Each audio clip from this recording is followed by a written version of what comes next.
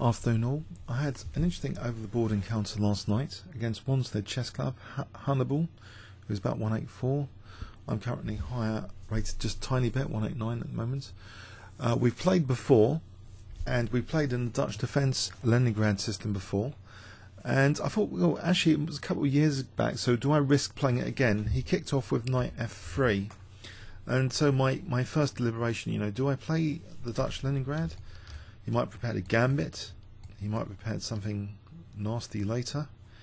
On the other hand, I thought, well, it was played some time ago, this encounter, and would he have prepared specifically for me as well?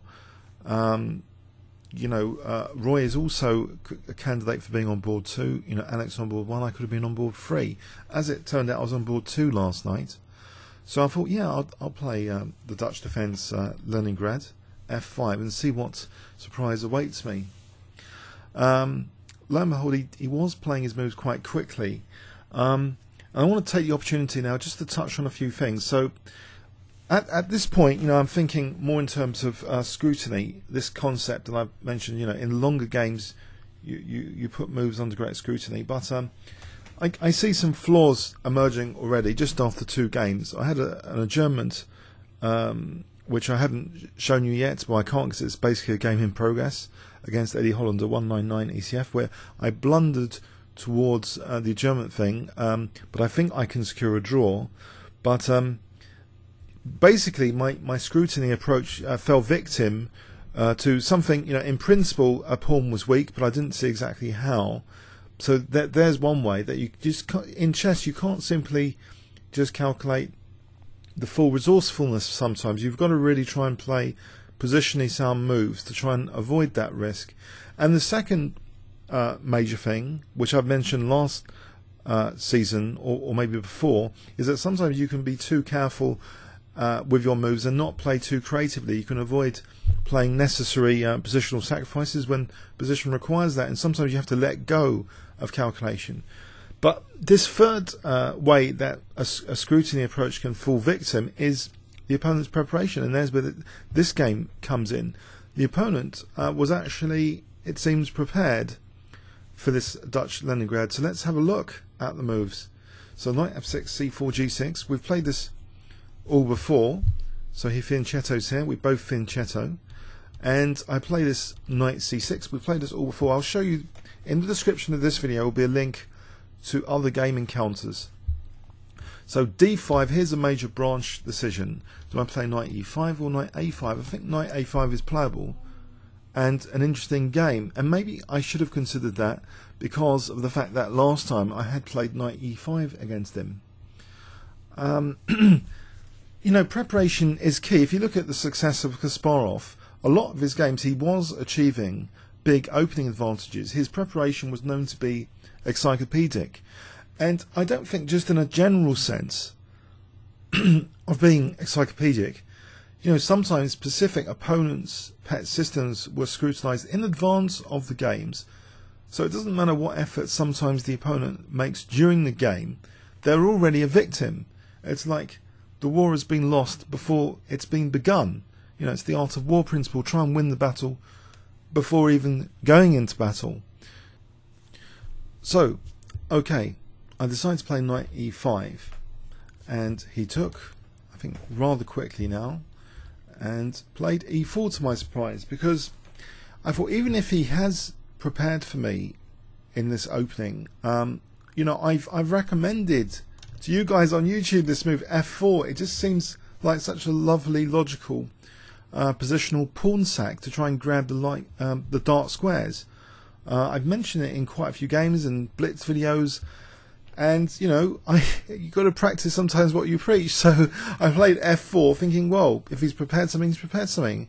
Okay, he takes the pawn, and after knight h5 I was expecting a repeat of our previous encounter with f5, where the knight's a bit loose.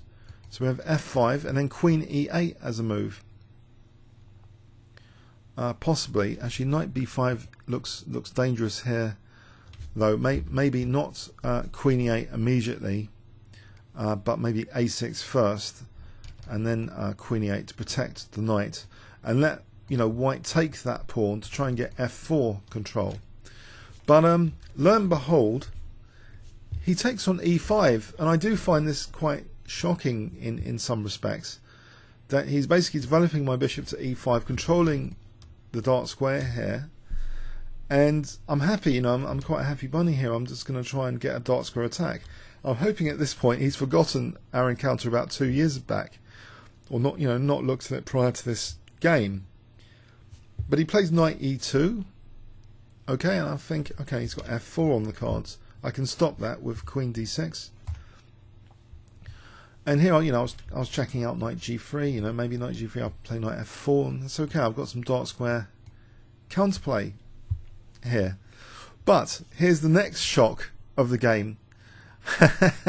He just plays f4, and really this clears the board of a lot of pieces. This one move in this position. If I go back, it's going to be a disaster, really. He's going to play e5, and it's going to be a massive pawn center. Okay, I'll get a check. It's harmless. Moves king. End of game. So I have to go in for this. I have to go for this mass exchange. 2 sets of minor pieces and a pair of rooks. Okay. And now comes the move queen d4. So he's also threatening now. Rook f1, which seems very nice. Okay. And I thought this is actually not that great. He's controlling the dark squares for the moment. This isn't a brilliant position. I think, okay, I'll get the chance now to play e5. Now if he takes, I take back, and maybe I can, you know, play queen g5 later, rook d8, use that d file, use the dark squares. But now another powerful move is played, keeping control of e3, just queen c5, eyeing c7. And I have to play an accurate move here, otherwise this is no good. You know, he's just going to play rook f1 and maybe then take here, and he's also threatening f8 potentially. So my king's going to get it as well. So not that pleasant. I find the move queen g5 to at least be able to answer queen takes c7 with bishop h3. And so that would be quite dangerous for him. If he plays like rook f1, then briefly, we'll look at this in the second pass in more detail, but I get a check here on c1 and I can win b2. So he doesn't want any of that. So he plays queen f2, and now more simplification. I play bishop h3, trying to tie down white's pieces a bit for rook f1 to be able to take on g2, but he plays queen g3 now, more simplification. And I'm not really sure I've got anything in this endgame. I'll try and keep the bishops on here just in case this bishop is handy for trying to attack these guys. He moves that one out of the way, and this lurking kind of pass pawn option now exists. I use the opportunity here to get my king in the center. Okay, and now bishop f3 is played, and if I notice that if I took, I'm developing his rook to f3, and it could be useful for rook b3, targeting b7, which would actually be quite annoying, to say the least. So I don't really want to do that. I play bishop h3 instead. Rook f2, and now I notice actually he's got a threat of rook h2. That'd be very annoying. If my bishop moves, then that's end of game. So I have to protect my pawn. I move it in advance of rook h2. He plays actually now bishop e2, and a new kind of coordination threat has now emerged. Basically, he's got bishop c4 now and d6 with the idea of rook f7 check, which looks dangerous as a continual threat to have. So I have to try and defend somehow the f7 square. So actually I find a move which I think is quite good, rook h8. Well, the engine will tell us in the second pass. I'll go with it for the first time in the second pass, but rook h8. So the idea is just to play rook h7, and also, you know, maybe I can develop my pass pawn. I've got a pawn majority here, and he's got the pawn majority here. He plays rook h2, and off bishop d7, b4, a6, trying to stop b5, because otherwise I thought my bishop's going to get squashed. I don't want a pawn on c6 particularly. King f2, and he offered a draw. After some consideration, I reject it here. I say to play on a little bit, but I realise after bishop b5, he just plays, well, when he plays king e3, I'm thinking, what have I got here? Really, what have I got? If he doesn't want to take on b5, which might give me, you know, the a file, of course, then he's always got the option of bishop takes b5 here, and if I ever move this pawn it could be blocked and he's still got that majority. My king can't wander too far out of the square of this pawn here. So I really felt my chances were minimal here. So after bishop d7 I offered the counter offer a draw, and he accepted. Thankfully, eventually the team I found out won last night. So they were a strong team overall once they did the North Circular League. So Barnett's off a good start, winning that first North Circular League match, because Alex Aflontis, he won on board 1, Royce won on board 3. We did take a casualty lower down, but it didn't matter. We had another 2 draws, so we won the match overall. So it was important to secure a draw for the team, but I guess I was a bit disappointed that the game kind of rapidly fizzled out with exchanges. And I found out that much of this had been preparation beforehand. Let's have a look at the whole line being prepared for me. He'd also prepared for Alex just in case. So either of us had prepared lines. So I thought the league's getting a bit more professional. So apparently, you know, he's well, okay. So preparation is very important in chess. So basically, this line had been prepared with e4. You know, basically Houdini does like it, and I think in the past I might have ignored this slight plus evaluation because I sort of thought the engine doesn't know what it's talking about with the positional sacrifice must be beyond its depth or whatever. Well, actually, maybe not. You know, maybe this is a difficult position for black after just materialistically taking.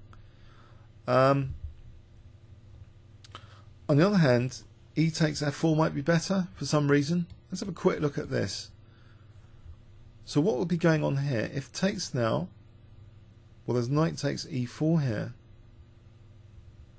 It's about equal actually, or maybe even black's better.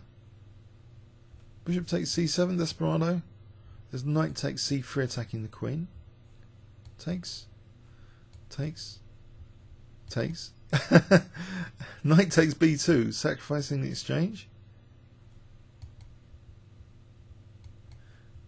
So in this scenario, the engine likes black. Oh, it's actually, sorry, it's 2 pieces for the it's 2 pieces for the rook. Got 4 minor pieces here. Again 3, 2 pieces for the rook. Let's have a look at that again. So if e takes f4 is actually possible, I might consider it another time. So knight takes e4, attacking the bishop. So I guess knight takes e4 is harmless enough. Doesn't need too much further exploration there. So bishop takes c7.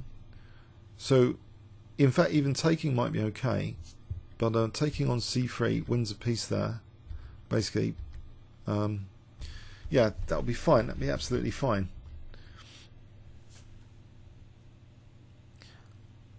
Okay, so there we have it. So an improvement already. E just taking on f4 here is an improvement already. So knight h5 might be a dubious move, in fact, even though aesthetically it's pleasing to try and maximize dark square control, making use of a positional pawn sacrifice. But and I was expecting f5, which is the engine move. And if f5, in fact, you know, what is this stuff about queen e8? Because queen e8 immediately, surely there's knight b5. That's a really strong move on c7. That just causes black to waste time. So if we play a6, which is the second choice, to be able to play something like queen e8, you know, really technically, white's better. I think the dream is over for this line. Another pet line bites the dust. The dream is over for this pawn sack here. It might be good in 5-minute chess as a surprise. Or even just e takes f4. Just play e takes f4 with this tactical idea. So basically, if e5, though, knight g4 on e5, e6, this is okay. This is better to play. Let white have this aggressive pawn chain. Knight e5 looks like a nice knight. And, I don't know, it's an interesting dynamic position now with this knight on e5 and that pawn on f4. there seems to be attacking opportunities. Might not be that bad. Alright, so that's something to know for next time. So in the game anyway, we saw after Queen D6, even H3 was slightly better apparently for white. H3 slightly better. So this is also slightly better, but it just has the bonus from a human point of view of clearing all the pieces away. So basically white's standing well, and Queen D4, the engine really likes the move Queen D4. You know, this is amateur chess level, an amateur chess league where opponents move 18, all preparation, engine approved, Houdini would approve it, you know, engine 3,300 whatever on the FIDE list. Queen G5, virtually only move coming up. No, E5 here, I played, it's about the same. Queen C5, now Queen G5 must be the only move, which I played. I thought King H1 would be dangerous, and I thought Queen D8 here, actually. I did see this during the game, Queen D8. For Queen D6, if I want to maybe get out with Queen D6, well, there's other options. Bishop G4 first. Okay, so that's not a big deal, this position. So okay, so Queen G5, Queen F2 is played, which might not be the strongest. Maybe stronger as King H1, but the whole line's you know, it's fairly, you know, what have I got from this? What have I got from this whole opening choice so far? I've just got this ending where white's got this option of the passed pawn in the centre after C5. You know, what's the matter with C5? It's a reasonable move. I bring my king in the centre. Okay, Bishop F3. Now let's examine this. If I had taken on F3, I don't think that's a particularly hot move. Apparently it's okay. It might be playable. Alright, so maybe no big deal. White stands a little bit better, technically. Bishop H3, the engine light, my move Bishop H3. H5, why not? Okay. And now Rook H8. My move Rook H8, which I was fond of for defending F7, is actually mentioned here, as well as Bishop D7. But Rook H8 is actually mentioned here, with the idea of Rook H7, incredibly. I've managed to find a Houdini type move over the board, Rook H8. The other slight plan is just too optimistic, I think, for A5 to try and play A4 and Rook A5. I think he just goes in for this, and it gets really, really dangerous. You know, for example, here Splat D6, Rook F7 check. It's not looking too hot here. He's got a massive Rook on the 7th. This is a serious threat. It needs to be dealt with. I can't just go with my own plan of A5 there. So I was very pleased to find Rook H8. I know this is not the most stunning, brilliant game in the history of mankind, and Rook H8 you might not think is the most amazing move you've ever seen, but it actually solves an important practical back row issue for the coordination of two of my opponent's last pieces here. So I was pleased with it. So Rook H2, maybe that's not the strongest, maybe Bishop C4 forcing Rook H7. But I think black might have enough to draw here. It looks about equal. So, okay. So I think I've done enough. A6, yes, an important move to stop B5. Probably. In fact, the engine's giving an option of Rook F8. Let's have a check of this. B5 here. I wouldn't like to play this. It looks as though white's squashing black. Surely this means something, this pawn chain here. This bishop being restricted. Unless I can use that B file. This can't look too, it doesn't look healthy, especially here. It looks as though C7 is now a target. That's a way to lose, isn't it? For sure. Even though Bishop E8 is protecting H5, these pawns are not really of great significance. Surely, if White's invading on the Queen side. So yeah, maybe you know this A6 is the easier to play from a human point of view, just to stop the avalanche of pawns. So King F2, Bishop B5. Now if he does take, I imagine I'll get something if he did take. But maybe this is about equal as well. It's not really a huge deal here. This kind of file. Maybe even got G4 if I leave that H file. So this could be annoying, this position. So even that's not a big deal basically. So after Bishop D7, it is about equal. It's not the most spectacular game ever, but I think the general point is that even in local amateur chess, in inverted commas, preparation can play an important role, and not necessarily to smash your king up, but just to simplify to an end game with a slight plus, like my opponent did here. So credit to my opponent. Okay, comments or questions on YouTube? Thanks very much.